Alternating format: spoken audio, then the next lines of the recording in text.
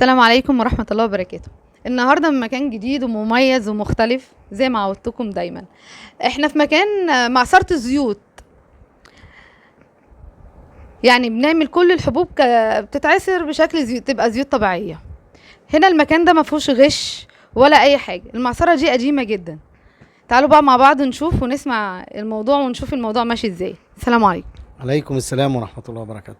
أولا أحب أقول لحضرتك هي المعصرة هي طراز قديم، يعني حتى الحلزونة بتاعها والمكونات بتاعها زي ما حضرتك شايفة كده، كحديد، كصاج، كشكل عام. طبعا ده كل ده حاجات قديمة، يمكن بدون مبالغة بقى لها أكتر من 50 سنة شغالة على نفس الريتم كده ما شاء الله. بس هي اللي جابني لحضرتك اللي جابني لحضرتك ان مفيش غش، ان انت بتعصر البذور قدامنا، يعني بتجيب البذور وبتعصرها قدام الناس، او منتجك ما فيهوش اي تدخلات خالص كاي نوع غش او بتزود زيت اللوز حلو زي ما بنسمع. الزيوت اللي انت بتحتاجها هي اللي بتتعصر، صح؟ والله هو طبعا كلام حضرتك واقعي.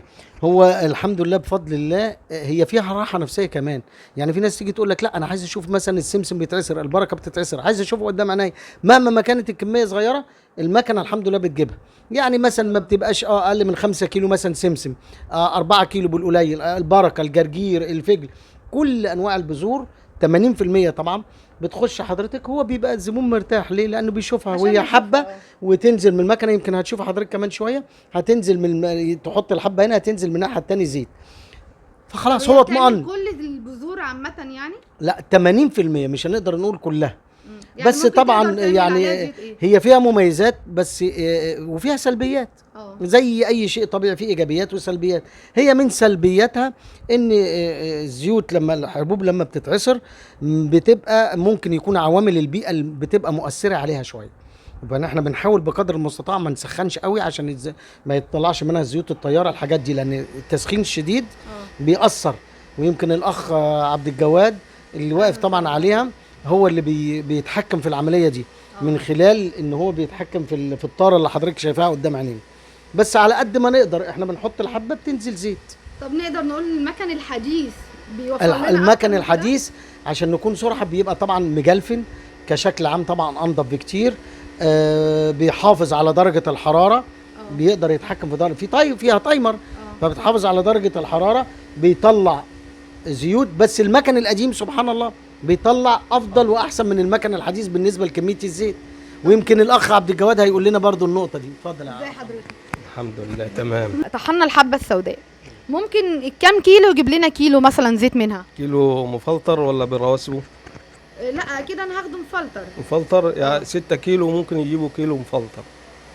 ده كميه برضه. ما شاء الله. وانا شايفه ان الحبه عندك نظيفه قوي. نظيفه نظيفه يعني ما شاء الله عليها. الحبايه السوداء هنا ما شاء الله جميله. نظيفه، حبه بركه بلدي. ما شاء الله. طب ممكن نشوف بقى مع حضرتك؟ نشوف ان شاء الله.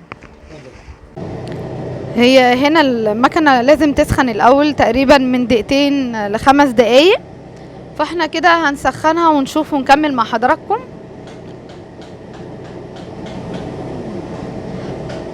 طب حضرتك لو انا حبيت ان انا اصنع الزيت مثلا حبة البركة في البيت، اقدر اعمل ده؟ هو طبعا في البيت هيبقى صعب جدا. اولا مش هيبقى عندها مكنه متوفره. المكن اللي طالع دلوقتي في البيت مكن صغير، والموتور بتاعه ايه، حصان 2 حصان، بيمشي على التيار العادي. طبعا استحاله. الموتور ده حوالي 21 حصان 22 حصان، فمش هيبقى القوه الكافيه في عدد الاحصنه المقومه للموتور ان يعرف ينزل زيت. مكن قد كده هينزل له ايه؟ اللي ممكن بيتعصر بقى كده اللي هو الجوز هند عشان الزيت بتاعه وفير، السمسم عشان الزيت وفير. وطبعا مش هيتعصر كما ينبغي، او مش هيجيب الكميه زي ما بيحصل في المحلات دلوقتي. تلاقيهم جايبين مكنه كده يا صغيره جدا ويوريها قدام الزبون. لا لا لا، ده مش مكن وما ينفعش. مش هيجيب الزيت الكافي ولا هيعصر الحبه كما ينبغي، لان الموتور ضعيف. انما طبعا فرق كبير هنا. موتور 22 حصان من موتور 2 3 حصان. لا الموضوع صعب فعلا. الموضوع صعب طبعا. لا ومش فيش الخبره الكافيه. مش اكيد مش هشتري مكنه عشان كده. بس اسمع ان في ناس بتجيب الحاجات ديت وتنقعها في زيت الحلو وترجع تستخدمها، ده صح؟ هو طبعا غلط. يعني انا اسال حضرتك نفس السؤال بس بطريقه تانية. ينفع تجيبي فرخه وتعمليها في ميه وتغليها وتسيبيها كده؟ لا مش هتستفيدي منها. هي كده نفس الكلام بالظبط. زيت نقعتيه في زيت ده العمليه دي سوري يعني كانوا بيغشوا بيها الزيوت زمان. لا مش مجزيه، لان ما خدتيش القيمه الفعاله والماده الفعاله اللي في الحبه. في اي حبه بقى البيت يعني او في البذر. لا ما ينفعش. لا ما ينفعش. تابعوا معانا بقى، هنشوف البذره وهي بتتطحن وطريقه بقى العصر بتاعتها بقى ازاي نستخرج منها الزيت. تعالوا معايا. بصوا احنا هنا بنحط حبه البركه، بنحطها. انت قول بقى يعني هنا دي تحت درجه حراره معينه؟ يعني هنا في درجه حراره اصلا؟ لا، هي درجة الحرارة مش عالية يعني أوي ولا حاجة. هو بيقول ان المكان بتبقى درجة الحرارة مش يعني يعتبر ما فيش درجة حرارة. يعني هو مش تسخين طبعا على درجة حرارة معينة، لأن المكنة ما فيهاش تايمر عشان ما نكونش كذابين يعني. إنما مش درجة حرارة عالية اللي بيها ممكن تقول إن البذور دي على الساخن، لا هي على البارد. لا قربي كده هاتي دنيا طريقة الزيت. بصوا الزيت كده نازل، هو نازل دي رواسب يا جماعة، بيتصفى كويس جدا مرة واثنين وثلاثة. بصوا بس هو يعني دي البذرة ايه محطوطة، مفيش أي غش، يعني مفيش أي غش خالص. البذرة محطوطة وبتنزل هنا الزيت، وهنا بيتصفى كذا مرة. هو الموضوع فعلا يعتبر مكلف جدا، يعني لينا حق ان احنا نشتري الزيوت دي غالية لو احنا هنشتري فعلا عن النظام ده بالطريقة ديت، لان في ناس بره بتغش. احنا ممكن نقول المكان هنا فين، او نقدر الناس تتواصل مع حضرتك ازاي؟ احنا المكان هنا اسمه عطارة الامل، اولاد جمعة خضر العطار، يعني ابا عن جد الحمد لله في مجال الزيوت، في وكالة ابو زيد بالحمزاوي الصغير. مكان مشهور في مصر كلها يعني، بموازي لشارع المعز، فهو مشهور. بس مكتوب على المحل عطارة الامل، عشان دي نقطة مهمة جدا. ان شاء الله. ونكتب بردك ارقام التليفونات. اوكي ماشي. 22 وكالة ابو زيد بالحمزاوي الصغير، اولاد جمعة خضر العطار. بصوا هما هنا بيطحنوا كل البذور، يعني زيت القرنفل واللبان اللي هو الحصى، وزيت الزيتون بيعملوه قدامك، زيت النعناع، زيت اللوز الحلو، زيت الصبار، لب القرع. عندهم مجموعات كبيرة قوي بيعملوها يعني، والخس والفجل. طب ايه تاني؟ طيب بس هو برضو الناس عشان تكون فاهمة ان كل بذرة ليها طبيعتها، وكل بذرة من حكمة ربنا ليها كمية معينة من الزيت. يعني حضرتك مش هنسوي مثلا بذرة الجرجير زي بذرة السمسم، استحالة. دي تجيب زيت اعلى اللي هو السمسم، الجرجير يجيب اقل. يعني دي مثلا لو بتجيب 40% مثلا سمسم، الجرجير يجيب 25%، وهكذا بقى حضرتك تقيس على كل البذور. طب وبالنسبة للحلبة بقى، احنا الكلام ده حضرتك قلت لي ان الحلبة يعتبر من اغلى الزيوت، عشان هي اصلا يعتبر ناشفة فما فيهاش نسبة زيوت عالية قوي. طبعا الحلبة الحصى لازم تكون بلدي اولا عشان فيها نسبة زيت، ثانيا نسبة الزيت فيها شحيحة جدا. فتخيلي ممكن 100 كيلو حلبة يطلعوا مثلا 2 كيلو حلبة، 3 كيلو حلبة بالكتير قوي. فطبعا نسبة الزيت نسبة شحيحة، وزيها بنفس المثل بالظبط الترمس حضرتك برضو صحيح الزيت، فطبعا نسبة الزيت بقى بتبقى قليلة. والله لو زبون عايز على ابوها زي ما كده هيشتري الكيلو ب5-6 آلاف جنيه هعملها له. اما لو عايز يتحط مع عامل مساعد، بنسميه احنا عامل مساعد، يقلل نسبة التكلفة شوية. زي ايه بقى العامل المساعد بالنسبة لزيت الحلبة؟ زي السمسم ممكن يقلل النسبة شوية، بس مش هيقلها برضو بنسبة عالية، لان النهارده زيت السمسم غالي، ما هوش رخيص زي زمان، لان الحباية نفسها غالية. النهارده الكيلو وصل تقريبا حوالي 120 جنيه، عشان بنبيعه مش اقل من 400 جنيه 450 جنيه كيلو الزيت اللي هو السمسم، فما بالك بقى الحلبة حضرتك. طب وبالنسبة للزيوت دي حضرتك تقول لنا بقى، اكيد ليها فوائد كتيرة قوي، ممكن تكلمنا عن بعض؟ طبعا اختاري اي نوع. مثلا النوع اللي بيتعصر دلوقتي حضرتك حبة البركة مثلا، هي زي ما قال عنها سيدنا النبي صلى الله عليه وسلم ان الحبة السوداء شفاء لكل داء الا السام اللي هو الموت. حتى القشور والقشر بتاعها ما بيترميش، يعني بعد ما بتتعصر حضرتك بيستخدم القشر ده، بيستخدموه علف للحيوان، بيستخدموه صبغة للأعزية. هي كفوائد عديدة جدا جدا فوق ما تتخيلي. بتستخدم للكحة، للبلغم، لحساسية الصدر، مقوية لجهاز المناعة، مقاومة للبرد، للزكام، لآلام العظام. بتستخدم لكل حاجة حبة البركة ما شاء الله، سواء حبة أو زيت. بس طبعا الأفضل الزيت بيكون بالمادة الفعالة بتاعته أكتر وأعلى. طب وايه تاني الزيت بردك يكون مفيد جدا نقدر نقول عنه؟ زي ايه مثلا؟ يعني زي زيت لب القرع، على ما اعتقد ناس كتير مفتقداه، مع ان القيمه الغذائيه بتاعته عاليه جدا. ايه ايه بقى؟ كلمنا عنه. مثلا بيعالج سوري في التعبير البروستاتا، ومقوي عام، يعني سوري مقوي عام جنسيا، وفي نفس التوقيت يعني مطهر لجهاز المناعه بصفه عامه. بيستخدم لحاجات كتير جدا جدا جدا، وفي ناس بتستخدمه للبواسير.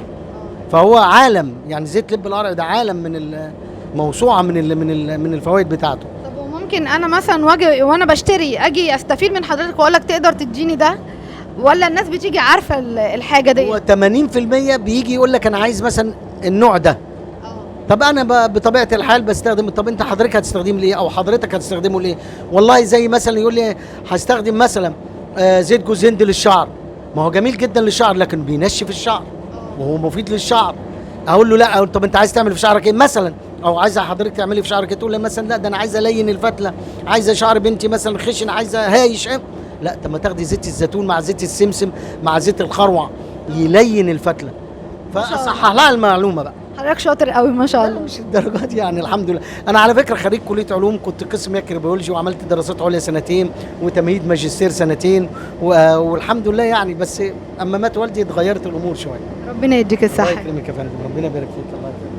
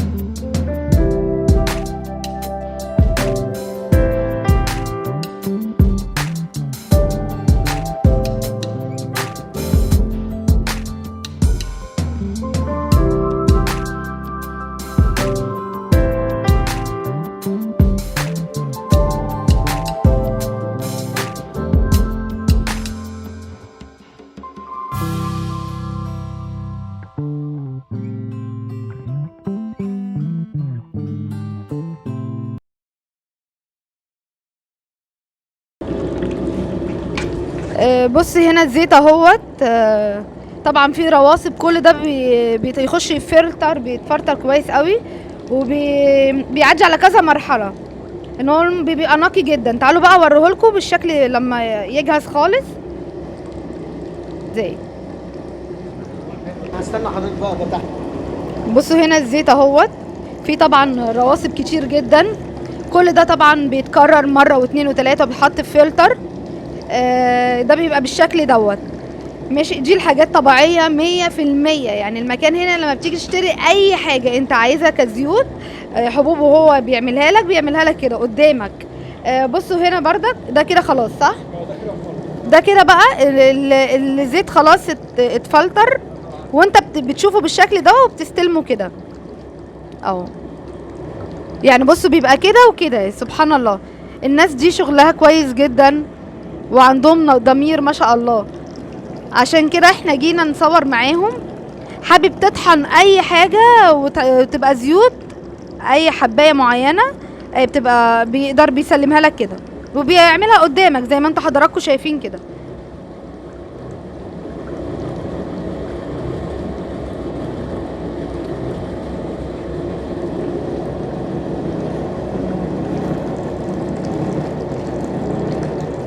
هما ما بيحطوش اي تدخلات زيوت خالص خالص خالص زي ما حضراتكم شايفين. بس حبة البركة، وبتنزل بالشكل اللي حضراتكم شايفينه دوت كده، بتتعصر وبتنزل زيت طبيعية وبالرواسب بتاعتها. وفي الاخر بيدخلوها فلتر وبتتنقى ويصفوها كذا مرة لحد ما توصل لنا المنتج بالشكل ده. هسيب لكم المكان بالظبط وارقام تليفونات المكان. شكرا لحضراتكم. شكرا شكرا لحضرتك. الف شكر يا باشا.